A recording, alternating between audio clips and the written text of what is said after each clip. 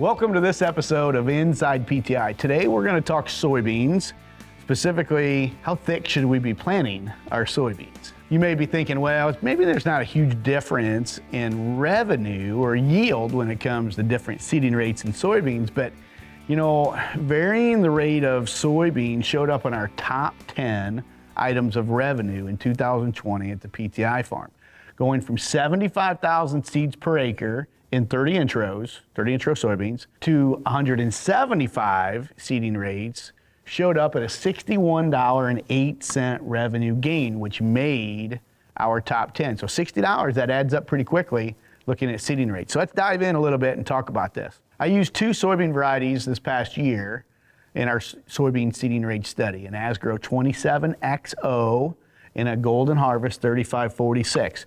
Two different soybeans, the 27XO, a little shorter bean. Okay, I call it a fatter bean, if you will. Okay, it's short, but it branches out nice. And then 3546 Golden Harvest has been a really nice bean for us. Not a really tall bean, but it's tall enough to give me that really nice lateral branching, and it's done a really nice job in some of our seeding rate studies the past couple years. So we continued using that soybean again in 2020.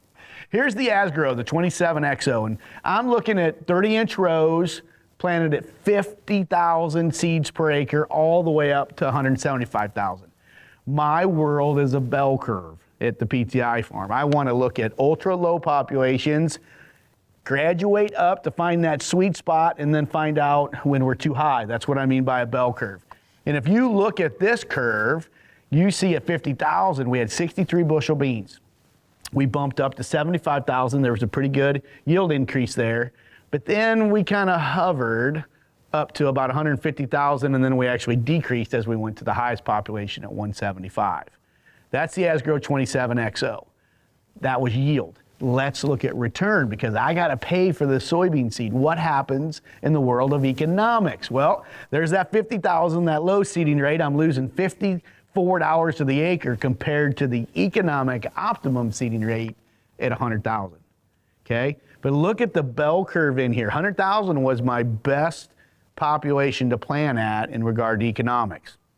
Okay, look at the ultra high, 175,000. I lost for $43 to the acre compared to that economic optimum.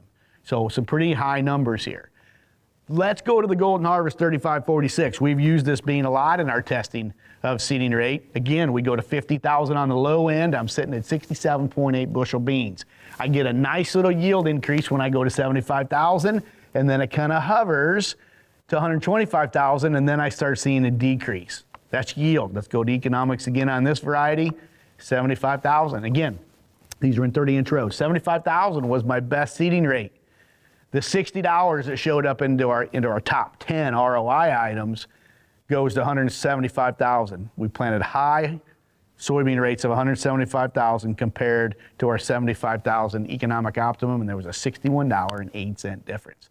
That's why we say that it's critical to know what type of soybean plant you're planting, and that way we can determine these seeding rates to optimize not only production, but optimize profitability.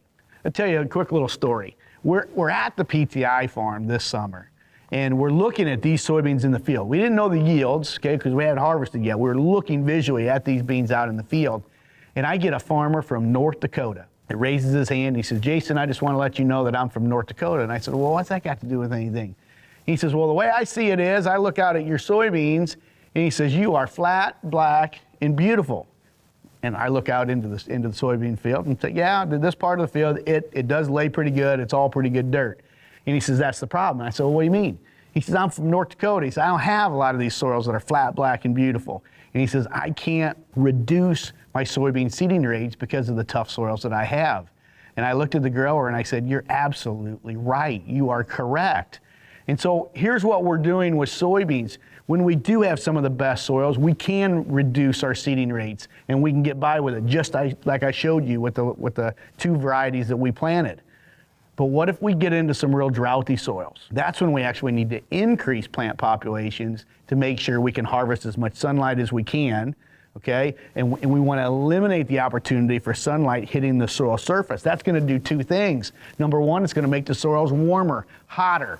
That's going to cause more crop stress. The other thing it's going to do, it's going to burn moisture, congratulations, you've just made a drouthier soil drouthier. So we were putting some tile in at PTI over the last few weeks, and we had a backhoe in the ground, and I want to show you the soil profile at PTI where we planted some of these soybeans. It's 50,000 compared to 175,000. And I put a tape measure on the soil. There you can see the soil profile on the screen. You know, we're running 26, 27 inches in this particular area of the PTI farm of some pretty good black dirt. That shows you the soil profile depth of what we're working with. If this shallows up, I don't know that I can reduce seeding rates. It's gonna have to go the other way. I'm gonna have to increase them to account for the soil variability. I think a water holding capacity, you know, here in this picture, 27 inches of good topsoil, I've got some decent water holding capacity, but that narrows up, say it shallows up to only maybe a few inches to only maybe 12 inches. How much water do I have there to hold? Not very much. And so that's where we want to increase our seeding rates to get full canopy as fast as we can, to harvest as much sunlight and let no sunlight hit the soil surface. That is going to be very, very critical. So today's Inside PTI agronomy tip of the day is on good productive soils. Yes, I do think I can drop my seeding rates, okay, within reason. I think it depends a little bit on row width. I think with 20-inch rows or narrower, we can get by with dropping those seeding rates down to near 100,000 rates very, very easily. As we start getting wider, it's definitely going to depend on the soybean variety.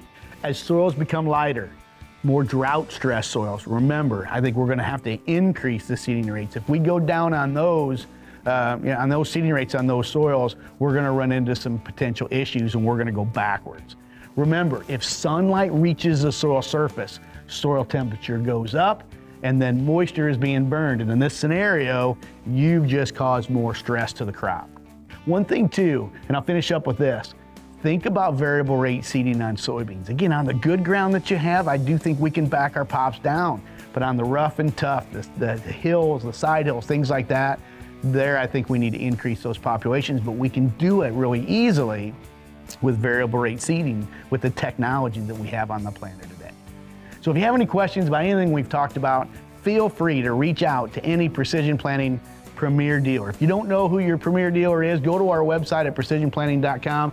You'll see our dealer locator there and you can find one close to you. Or you can send us an email at InsidePTI@precisionplanting.com and we'd love to answer any questions that you have. Well, that's all the time we have for today. We will see you on the next episode of Inside PTI. Thanks for watching.